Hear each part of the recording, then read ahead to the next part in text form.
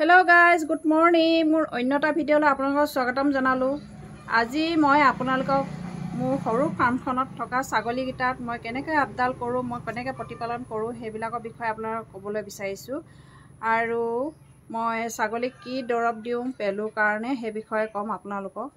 ছাগলী পোৱালিবিলাক যদি সৰুৰ পৰা যেতিয়া জন্ম হয়, ছাগলী পোৱালিবিলাক জন্ম হোৱাৰ পিছত 15 দিনলৈকে মাক পেলুৰ দৰৱ দিয়া হয়।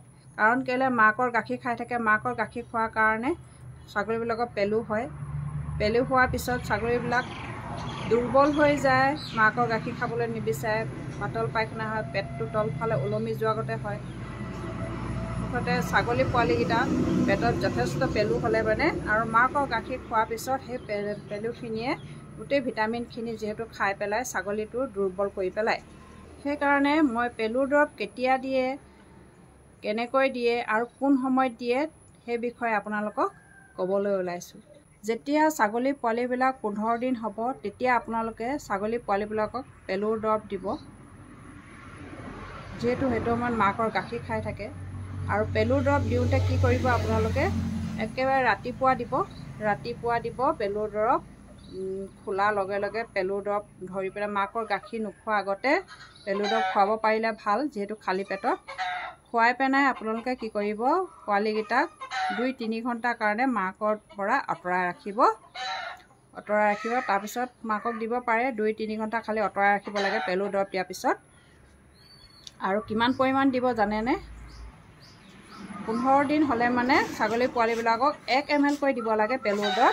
1 ml পেলুৰ দৰৱ দিব লাগে। মোৰ ছাগলীকেইটা 15 দিনত মই পেলুৰ দৰৱ দিলোঁ, কিন্তু এতিয়া 15 দিনৰ পৰা হিচাপ কৰিলে আজিলৈকে 3 মাহ হৈছে। এতিয়া মই 3 মাহত ভৰি দিয়া মোৰ ছাগলী পোৱালিকেইটাক মই পেলুৰ দৰৱ খুৱাম। আৰু ডাঙৰকেইটাকো মই 3 মাহ হোৱাৰ আগতে দিছিলোঁ মাককেইজনীক। 3 মাহৰ এতিয়া আজিলৈকে 3 মাহ হ'বগৈ। মই মাকহঁতকো দিম, আজি পোৱালিকেইটাকো দিম পেলুৰ দৰৱ। মই কিমান পৰিমাণকৈ খুৱাওঁ আপোনালোকক দেখুৱাম। মই এইটো এলবুমাৰ, এইটো হ'ল পেলুৰ দৰৱটো। এই পেলুৰ দৰৱটো ব্যৱহাৰ কৰোঁ মই এলবুমাৰ বুলি ক'লে আপুনি ফাৰ্মাচীত পাই যাব। আৰু বেলেগো পেলুৰ দৰৱ আছে, মই এইটোৱে ব্যৱহাৰ কৰোঁ। এতিয়া এই পেলুৰ দৰৱটো মই ছাগলীবিলাকক দিওঁগৈ। কেনেকৈ দিওঁ আপোনালোকক দেখুৱাই থাকিম বলক। এইকেইটা মোৰ ছাগলীকেইটা, ইহঁতক এতিয়া দৰৱ দিব লাগিব ধুনীয়াকৈ।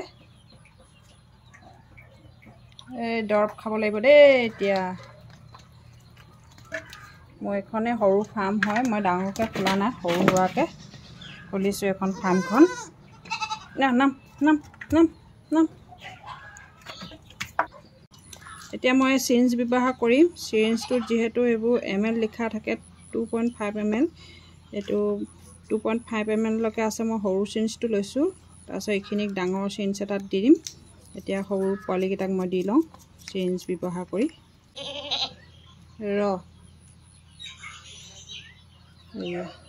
চিৰিঞ্জটো ভৰ্তি কৰি ল'লোঁ। এতিয়া মই খুৱাই দিওঁ। এনেকৈ চিৰিঞ্জে খুৱাই দিব লাগে। যিহেতু থেপিয়ে খোৱালে মানে পেলাই দিয়ে। এতিয়া ধুনীয়াকৈ খাই দিলে দেখিছে। এইটোকো মই খুৱাই দিওঁ। এইটো হ'ল মতাটো, অথনি মাইকীজনীক খুৱাইছিলোঁ। মোক পেল।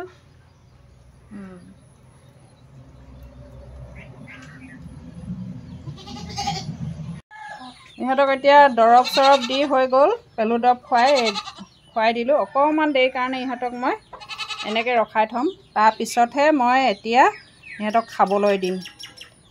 আধা ঘণ্টামান অকণমান পেটত পৰকগৈ ভালকৈ দৰৱটো। তাৰপিছত মই এতিয়া খাবলৈ দিম সিহঁতক। এইদৰে আপোনালোকে দৰৱ দিব পাৰে, পেলুৰ দৰৱ। আৰু এটা কওঁ আপোনালোকক কথা, ছাগলীক যেতিয়া পেলুৰ দৰৱ দিব ৰাতিপুৱাই দিব, খালী পেটতে। যেতিয়া মেলিবলৈ লয় তাৰ আগমুহূৰ্তত দিব, তাৰপিছত মেলিব, মাজতে নিদিব। পুৱাই যদি পেলুৰ দৰৱ দিয়া হয়, পেলুৰ দৰৱে তেতিয়া ভাল কাম কৰে।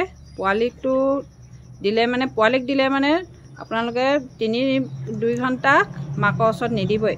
দৰৱ দিয়াৰ পিছত, পেলুৰ দৰৱ খোৱাৰ পিছত 2-3 ঘণ্টা মাকৰ ওচৰত দিব নালাগে। পেলু মেডিচিন 15 দিনৰ, যেতিয়া পোৱালি 15 দিন হ'ব তেতিয়া আপোনালোকে খুৱাব। আৰু দ্বিতীয়বাৰ খুৱাব পাৰে যদি পোৱালিটো অকণমান দেখিব যে অকণমান বেমাৰী টাইপৰ হৈছে বা কিবা এটা হৈছে গম পাব যে পেলু হৈছে, তেতিয়া আপোনালোকে 1.5 মাহত দিব পাৰে।